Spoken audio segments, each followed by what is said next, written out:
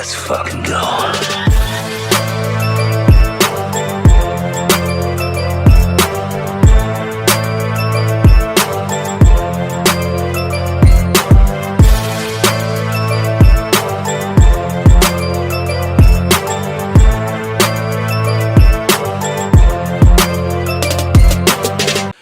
Everybody, welcome to the Comic Gamer Movie Show. My name is Deshaun, and today I'm here to talk about the big news that came out a few days ago that the Incredible Hulk, Bruce Banner, Mark Ruffalo himself, may be the new but he may be in Spider-Man Brand New Day. And that does track with the MCU Spider-Man. So since Marvel took over the duties for Spider-Man all the way back in 2017, when Spider-Man Homecoming came out, maybe that might have been 2016. It's hard, it kind of gets a little blurry for me. I think it was 2017 though.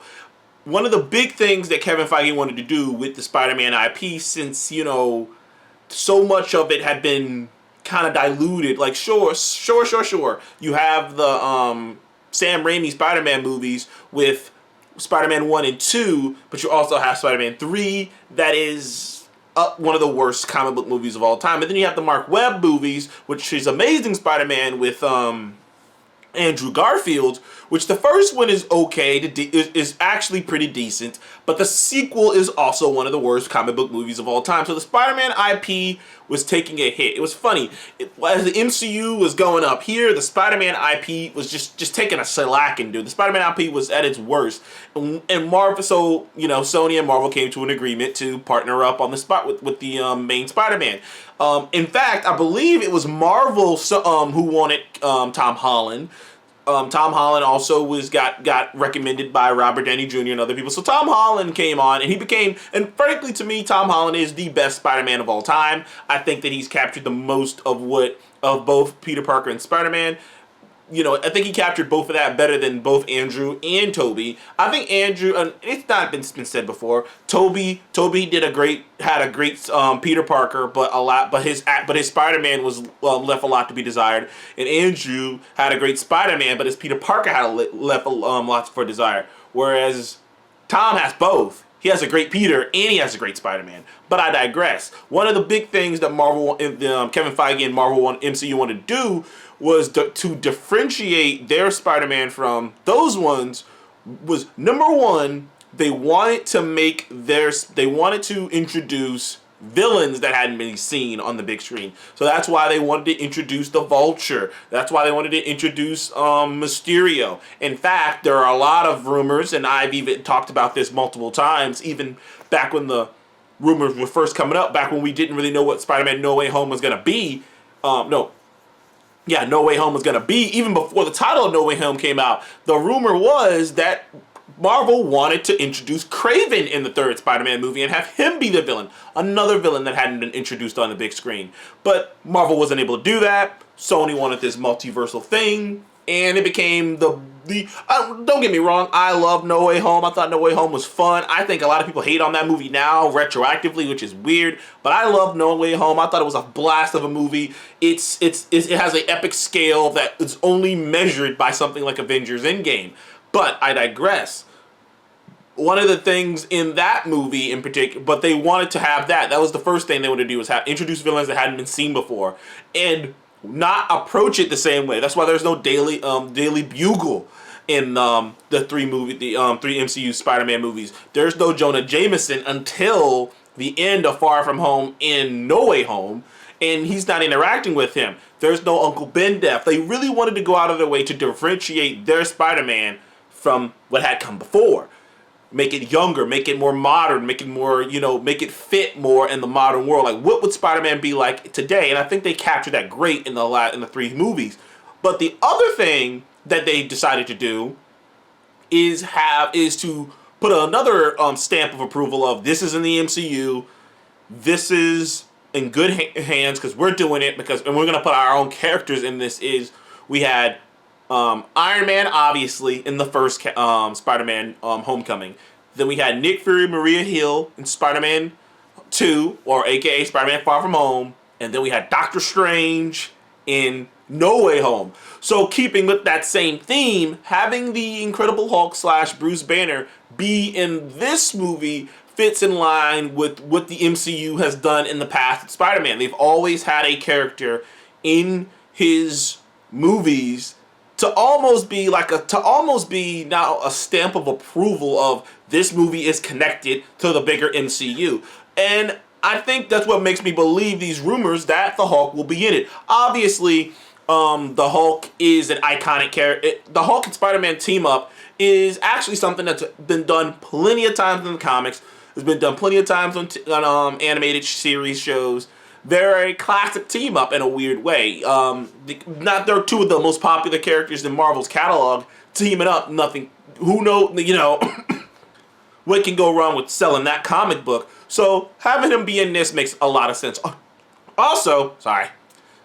I don't know what that was. Like I freaking choked him off spit for a second there. But also, one of the things that's very interesting that I think is a lot of people don't really know where Bruce Banner is right now. And I see a lot of people when this was like rumored / not announced, but it's out there and it's been, out there pretty heavily. A lot of people going, oh, so he's going to be just Smart Hulk the whole time. And it's like, dude, I don't think people understand, like, I know there hasn't been a lot of the Hulk because, some people keep forgetting that Marvel literally can't make a Hulk show. They can't do anything. They can't make a Hulk movie. They can't make a Hulk show. So they can't really focus on him. He can only get like 20 odd minutes in someone else's project. But there's been stuff going on with him in the background. He isn't stuck in Smart Hulk form anymore. In fact, the last 2 appearances he had in the MCU were in She-Hulk and Shang-Chi. He was in regular Bruce Banner form. He kind of switches it on and off now. Like, it's basically, he is just Bruce Banner now. He just has full control of his powers. Which is crazy to think that so many people are pissed off about that. Now, I've talked about this on plenty of occasions, that I just don't quite understand people's beef with the Smart Hulk version of Bruce Banner, because this is ultimately where every Incredible Hulk story is leading, is to him having control of it. Like, Incredible Hulk stories are very limited. There's very little things you can do that hasn't been done before, except 2 things. Every Incredible Hulk story, ultimately, the end goal of it is either him dying or him conquering his anger, conquering his other side. Because the Hulk is him, it's just another part of him. Him conquering that. Him actually getting the mental healing that he needs. And that's what he is. And then this is the result, is him having full control of the power of the Hulk. But it's so funny that everyone's so angry and everybody wants him to just go back and be the Savage Hulk and just be that old Hulk again. And it's like I said, I find the whole thing hilarious. I've equated it to an uncle. I've equated it to a friend or an uncle who was a fun alcoholic, but then he got his life together and he went sober, and now everyone wishes he was still an alcoholic because he's not as fun anymore. It's like, Jesus. That's what I equate the whole Hulk situation to, people who are upset about him. But I digress. I can honestly see him in this movie being one of Peter's college professors. Also, one thing that people mention is everyone in the MCU should not know who Peter is. And I saw some people like, oh, what, is he just going to know who Peter is? Why would he do that? They don't even need to do that. In fact, there is a lot of fun to be had with the fact that they don't know, that Peter knows him, but he doesn't know him. Peter knows him, but Bruce doesn't know Peter. And it can be a lot of fun had with that, with Peter just like trying to like get to like, with Peter trying to hide what he has, and like Peter trying to navigate interacting with people who used to know him. Now we know that it's been already announced that Jacob Babylon, is it Babylon? I can never say. Whatever. Ned is going to be in this movie, and there's rumors that MJ is going to be in this movie. So there's a chance that Peter ends up going to the same college with like Ned or something, and he's interacting with multiple people who knew him from the past, who don't remember him. So then he has to reacquaint himself with them. He has to befriend them. So there's an interesting angle there. Also, the big rumor is too that Mr. Negative, who was a fairly new villain. I don't think Mr. Negative had been around very long. You would probably remember Mr. Negative from the Sony Spider-Man game series. He was in the first game. He was sort of the main villain of the first game. I don't want to spoil anything for you, for those who haven't played it, but Mr. Negative has very interesting powers.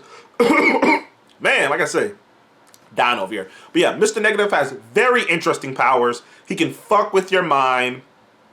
And there's a reason he's called Mr. Negative, because he literally can get in your head and make you see your tragedies and negative thoughts and whatnot. Kind of like the Void in many ways.